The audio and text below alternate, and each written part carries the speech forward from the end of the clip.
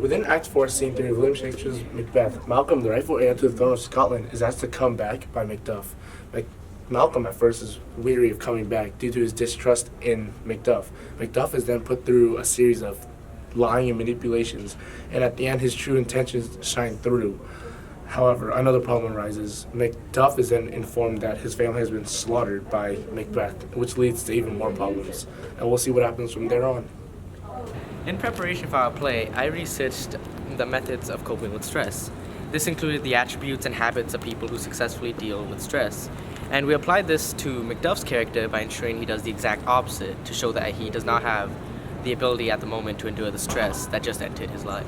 In my praxis, I researched the differences between pity, empathy, sympathy, and compassion to get a better understanding of how Malcolm, during Macduff's time of need, acts around him. So, as Malcolm is speaking these words, we should have Macduff like kind of spaced out, like moving around. He's like, what?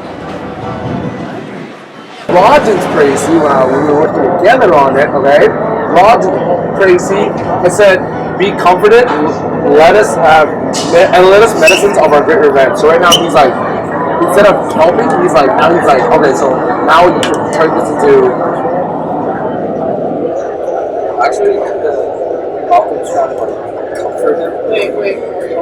From my research, what I found from my empathy, sympathy, and mostly all those things, there are four main types of feelings that people get mixed up a lot. It's pity, sympathy, empathy, and compassion.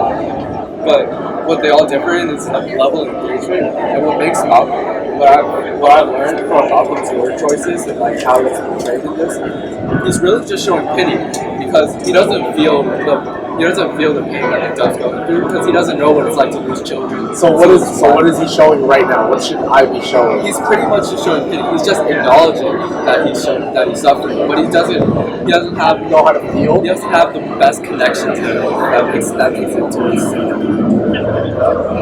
So what I'm trying to say is show some emotion to Macduff, but make sure back where it's stirred. Yeah, make sure it's like you don't know how it feels. So Be comforted. Let's make us medicines of our great revenge.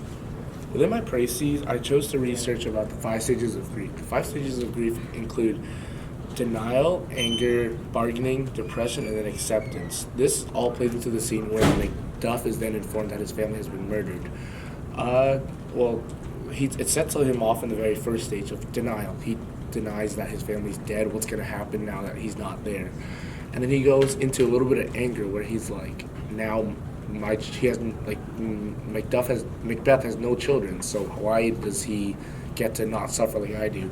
And he goes straight to acceptance where Malcolm is like, all right, so instead of taking your anger out on all of this and being sad, turn that into power and rage and let's take over Macbeth. So as we're reading through this, okay, first, Macbeth only goes into 2 stages. It goes from denial to straight to acceptance. He has no anger, nothing, because Malcolm is meant to comfort him, and that's when you guys did your research and where how he can try to act like he's comforting, but it's not as well as everyone else. Wait, he just skips the 3 middle steps? Yeah, because he goes from that, he's like, why did this happen to my family? What did I do to deserve this? And then Malcolm's like, all right, your family's dead, but now if you want to take back your name, and then Macduff now is like, all right, let's do it. In my rhetorical praxis, I was researched manipulation and the type of people who use manipulation. In our scene, Macduff clearly is manipulated by Malcolm, but Macduff is he's saying all these lies and he's doing deception and manipulation, but it's for his country, and I feel like he should have some he's trying to lie to him, except it's very hard when he's straight face to face with him, so he should use more body motions to body motions are going to be a really big part of this.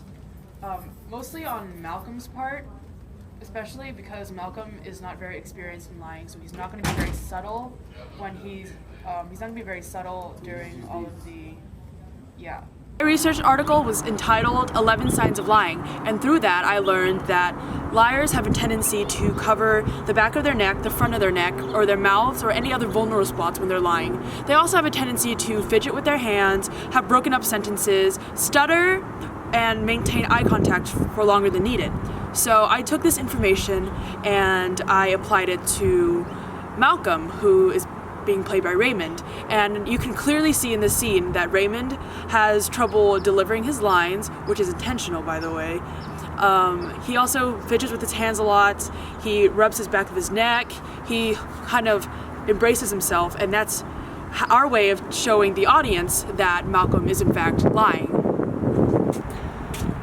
So you might be wondering, what's with the weird costumes, right?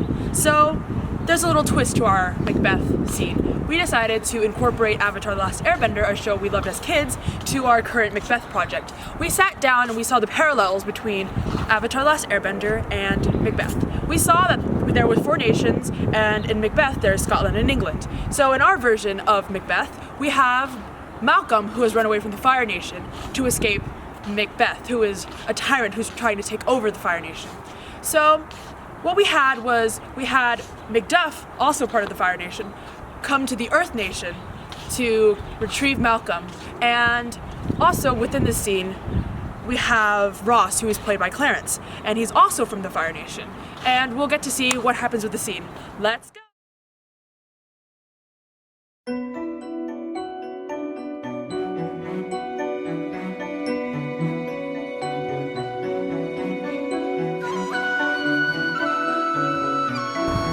Let us seek out some desolate shade, and there we weep our sad bosoms empty. Let us rather hold fast the mortal sword, and like good men, bestride our downfall and burthen. Each new morn, new widows howl, new orphans cry, new sorrows strike heaven on the face, that it resounds as if it felt with Scotland and yelled out like syllable of Dowler. What I believe, I will. What no, believe, and what I can redress. As I shall find time to friend, I will. What you have spoke, it may be so perchance. This tyrant, whose sole name blisters our tongue, was once thought honest. You have loved him well. He hath not touched you yet. I am young, but something you may deserve of him, though. Me and wisdom to offer a weak, poor, innocent lamb to appease an angry god? I am not treacherous! But Macbeth is. A good and virtuous nature may recoil in an imperial charge, but I shall crave your pardon, that which you are my thoughts cannot transpose. Though all things foul would wear the brows full of grace, yet grace must still look so. I have lost my hopes. Perchance, even there where I did find my doubts, why in that rawness left you wife and child without leave taking? I pray you, let not my jealousies be your dishonors, but mine own safeties. You may be rightly just whatever I shall think. Bleed for a nation. Great tyranny, thou with thy baseness sure, for goodness dare not check thee, wear thou thy wrongs. The title's Afford. Fare thee well, Lord. Be not offended. I speak not as in absolute fear of you. I think our country seeks beneath the yoke. It weeps, it bleeds, and each day a new gash. When I shall thread upon the tyrant's head or wear it on my sword, yet my poor country shall have more vices than it had before, more suffer and more sundry ways than ever. By him that shall succeed. And what should he be? It is myself, I mean, in whom I know all the particulars of vice, so grafted that when they shall be open, black Macbeth will seem as pure as snow, and the poor state esteem him as a lamb, being compared with my confineless harms.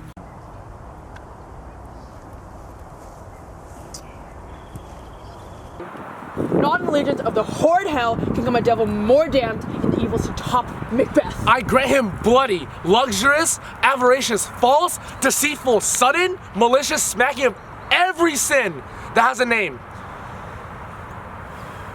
But there's no bottom, none in my voluptuousness. Your wives, your daughters, your matrons, and your maids could not fill up the cistern of my lust.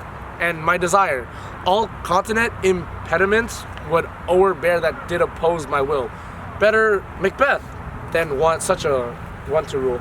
Boundless intemperance in nature's a tyranny.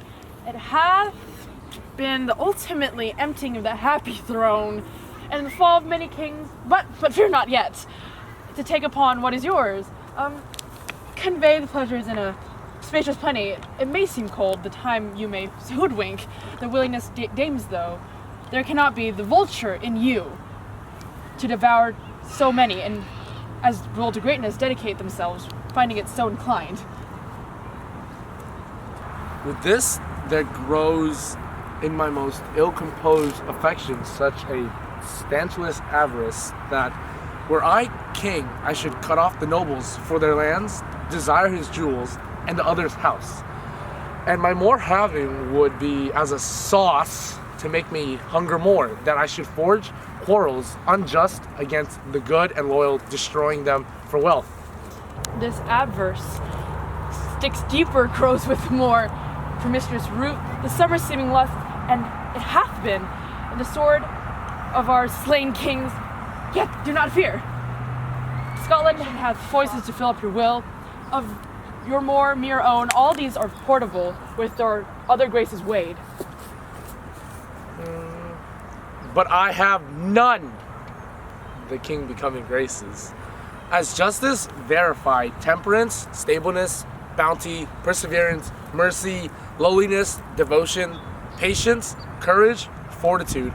I have no relish of them, but abound in the division of each several crime, acting in many ways. Nay, had I power, I should pour the sweet milk of concord into hell, uproar the universal peace, confound all unity on earth.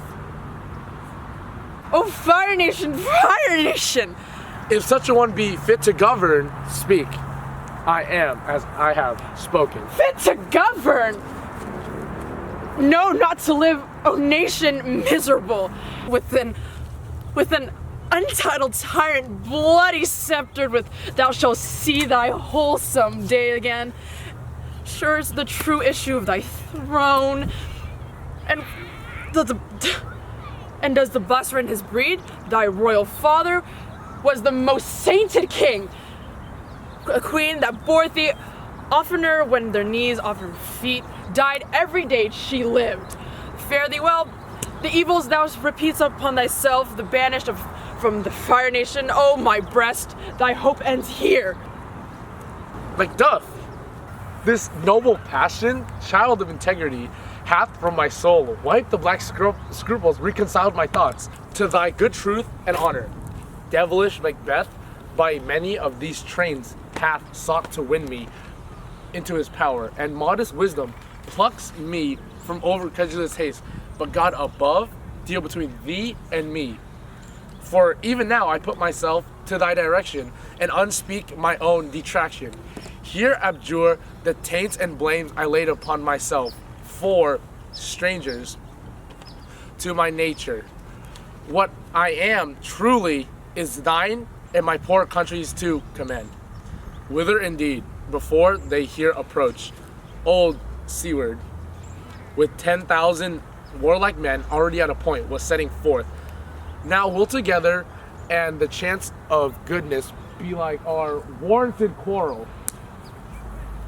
Why are you silent? Such welcome and unwelcome things at once. 'Tis hard to reconcile. Well, more anon, come forth the king, I pray you. Aye, sir, there are a crew of wretched souls that stay his cure, their malady convinces. The great essay of art, but at his touch, such sanctity hath heaven given his hand. They presently abend. I thank you, doctor. What's the disease he means? Tis called the evil, a most miraculous work in the good king, which often, since my here remain in England, I have seen him do. How he solicits heaven, himself best knows what strangely visit people. All swollen and ulcerous, pitiful to the eye. The more despair of surgery he hears, the hanging a golden stamp about their necks, put on with holy prayers, and 'tis spoken. To the succeeding royalty he leaves the healing benediction with this strange virtue. He hath a heavenly gift of prophecy, and sundry blessings hang about his throne that speak him full of grace. See, who comes here? My countryman, but yet I know him not. My ever gentle cousin. Come hither. I know him now. Good God, be times removed. That makes us strangers. Amen. Stands the fair nation where it did? Alas, poor country. Almost afraid, no itself it cannot.